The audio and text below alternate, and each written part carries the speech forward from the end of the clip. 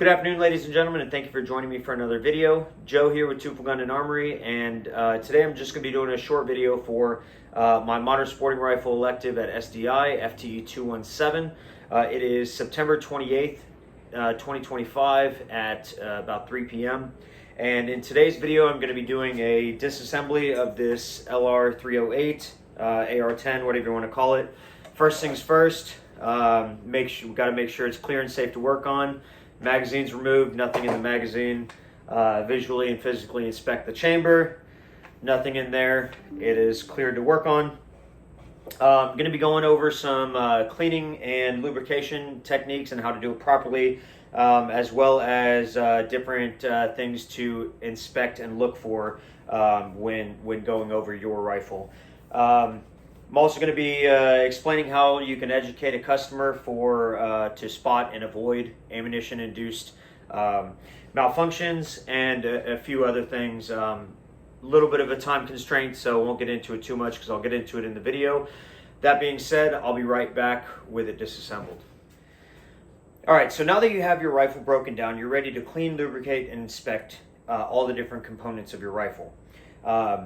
You'll need a few things to do this. You'll need an AP brush, a bore snake with a bore brush and an eyelet for your cotton patches, Q-tips, and then some sort of solvent and oil combination. Now to start out with, we're going to go into the barrel. So you're going to want to go from inside out the muzzle for two reasons. One, if you try to go in through the muzzle, you could damage the muzzle crown, and that's the last thing your bullet touches before it actually exits the barrel, and that'll lead to accuracy issues. Also, if you go outside in, all of that debris and carbon and everything built up will start collecting inside of the chamber and the throat area, and that buildup will eventually lead to issues with the locking surfaces wearing down and the weapon not being able to actually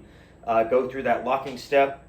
So always go from the inside out. When doing this, you'll do it with a light coat of light coat of solvent first, and then you'll set it aside and let that have time to work. And then you'll come back and you'll wipe it clean and then lightly lubricate inside that bore and the locking surfaces, anything that you're going to have consistent metal on metal. So that is the barrel. For the inspection portion of it, you're going to want to check the locking notches for the for any premature wear, any buildup, stuff like that. Also inspect the muzzle.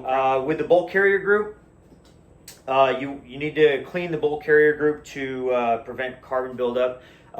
This will be the #1 cause of malfunctions, especially when you get inside that firing pin channel. If there's carbon buildup, that firing pin won't be able to move freely as it's designed to. You'll also start having issues with the extractor, parts wearing down, breaking, and then that'll lead to other malfunctions. So for the interior surfaces, you want to make sure they are completely clean of carbon.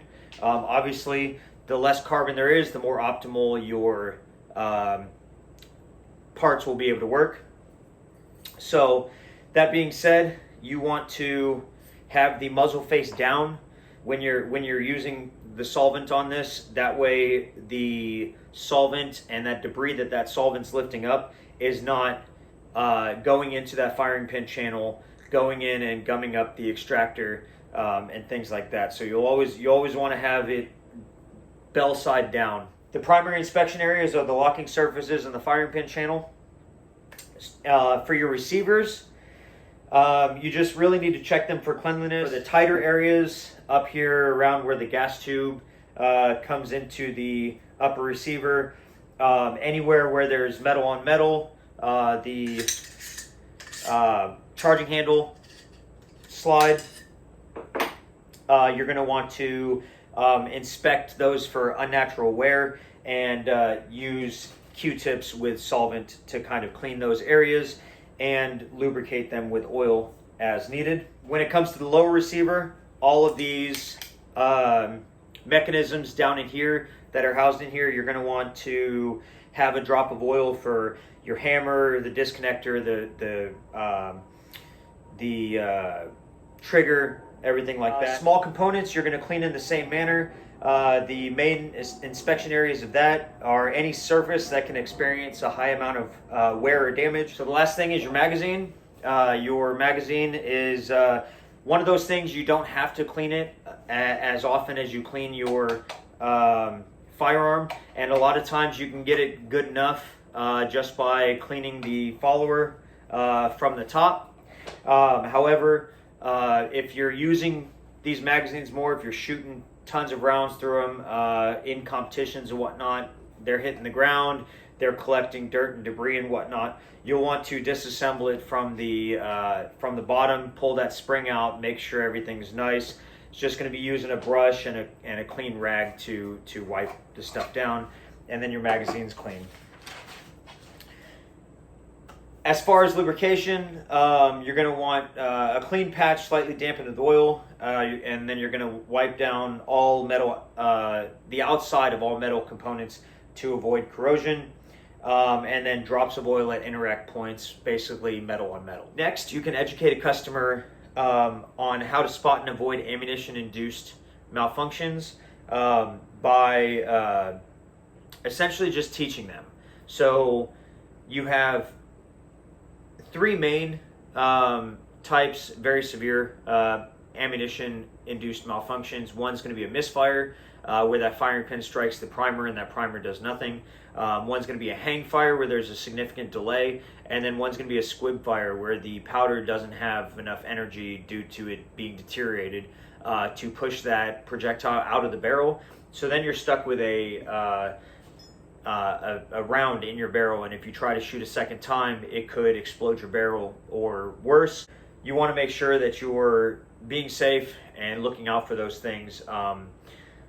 Some of the causes, you can look for already struck primers. You can look for dents and dings and deterioration of the actual casing itself. And as a gunsmith proper, it is not your job to teach somebody else how to shoot. You are just focused on repair. And then lastly, it's important to understand firearm and firearm accessory operation prior to attaching any accessories, because that'll let you know what's going to work best for you. As far as, for example, the scope. If it's too far back, then I'm way back on the buttstock trying to see and have proper sight alignment, proper sight picture, and I'm not here where I need to be. That'll show you